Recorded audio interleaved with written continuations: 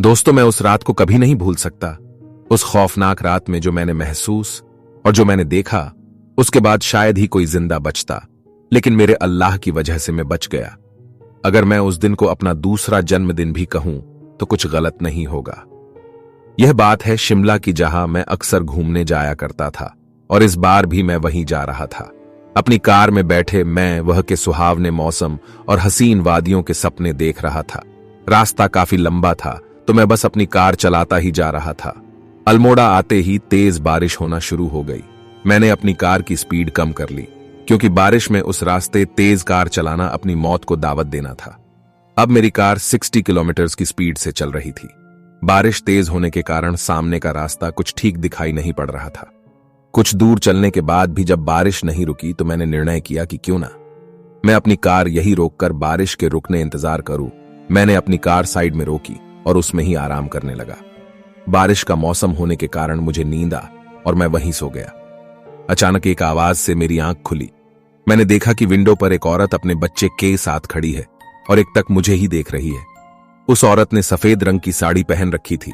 आंखों के नीचे काले घेरे पड़ चुके थे। हाथ में एक कटोरा लिए वो मुझे ही देखे जा रही थी कि शायद इनको भूख लगी है। मैंने अपने वॉलेट से कुछ पैसे निकाले और उस कटोरे में डाल दिए। वो औरत वहां से बिना कुछ कहे वहां से चली गई। मैं अपनी कार से नीचे उतरा और उस औरत का पीछा करने लगा। मैंने देखा कि उसने एक दुकान से कुछ खाने के लिए लिया और एक कोने में जाकर खाने लगी। मुझे वो थोड़ा अजीब लगा। मैं उस औरत के पास गया और बोला, तुम्हारा कोई घर नहीं है? और ये तुम अपने बच्चे के साथ इतनी बारिश में यहां क्या कर रही हो? औरत ने मेरी तरफ एक अजीब सी निगाह करते हुए कहा, नहीं, मेरा कोई घर नहीं है, मैं यहीं सड़क के किनारे रहती हूं। मैंने उससे कहा कि अच्छा। ठीक उस औरत ने फिर मुझसे पूछा, साहब क्या आपकी गाड़ी खराब हो गई है? मैंने कहा, नहीं, इतनी तेज बारिश में आगे जाने से अच्छा मैंने यही रुकने का फैसला किया है। औरत ने पूछा कि साहब आपको कहां जाना है, मुझे बताइए। मैंने कहा, मुझे शिमला जाना है। लेकिन यह बारिश। उस औरत ने कहा कि साहब आप एक कच्चे रास्ते से जा सकते हो जो सीधा शिमला की तरफ जाता है। मैंने हैरानी से पूछा, तुम्हें कैसे पता? औरत ने कहा कि मैं यह कई सालों से रह रही हूं, इसीलिए मुझे यह के सारे रास्ते पता है। आप मेरी बात मानिए, उसी कच्चे रास्ते से चले जाइए। मैंने उस पर भरोसा कर लिया, ये सोचकर कि शायद इसे यहां के रास्ते पता है। मैं अपनी कार में बैठा और कच्चे रास्ते की तरफ चलने लगा। मैंने ये रास्ता पहली बार देखा था, क्योंकि जब भी मैं यहां आया था सड़क से ही गया था। धीरे धीरे आगे बढ़ने लगा। रास्ते के बीचों बीच आकर मेरी कार अचानक रुक गई। उस सुनसान रास्ते में मेरे अलावा और कोई दिख नहीं रहा था, और ऊपर से गाड़ी भी खराब हो गई। मैंने सोचा कि कहीं मैं गलत रास्ते तो नहीं आ गया। इतना सोच ही रहा था कि तभी मैंने देखा कि अंधेरे में दूर एक साया खड़ा है।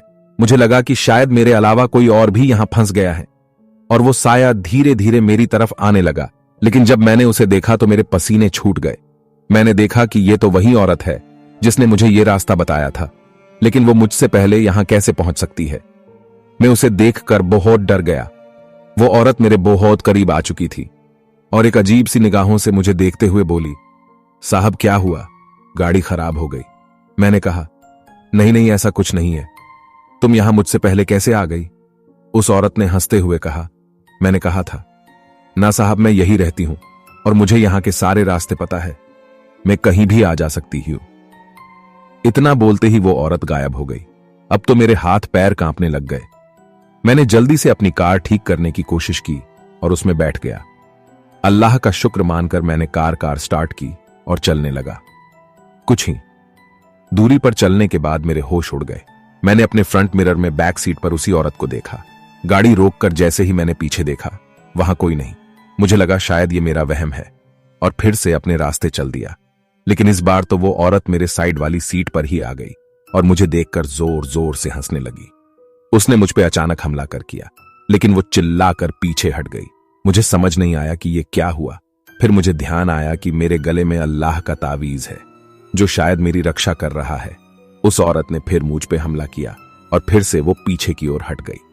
मैं समझ गया कि इसी तावीज से इसका अंत हो सकता है। मैंने जल्दी से अपना तावीज निकाला और उस औरत के गले में डाल दिया। वो तड़पने लगी, चिल्लाने लगी और अचानक एकदम गायब हो गई। मैंने बिना कोई सोच विचार किए जल्दी से अपनी गाड़ी स्टार्ट की और वापस रोड की तरफ आ गया। तब तक बारिश भी थम चुकी थी।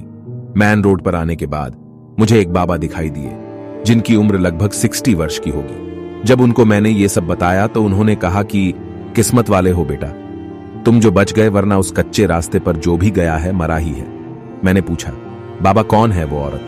उन्होंने बताया, बेटा कई साल पहले उसी रास्ते पर उस औरत का एक्सीडेंट हो गया था, तभी से वो हर गाड़ी वाले को मार देती है। तुम्हारा नसीब अच्छा था जो तुम बच गए। बाबा इतना कहकर वहां से चले गए। अब मेरी शिमला जाने की हिम्मत नहीं थी, इसीलिए मैं वापस अपने घर की ओर निकल गया। घर आकर मैंने सब कुछ अपने घर वालों को बताया तो सबने अल्लाह का शुक्रिया अदा किया, लेकिन फिर उसके बाद से कभी भी उस कच्चे रास्ते पर किसी और को वो औरत नहीं दिखाई दी।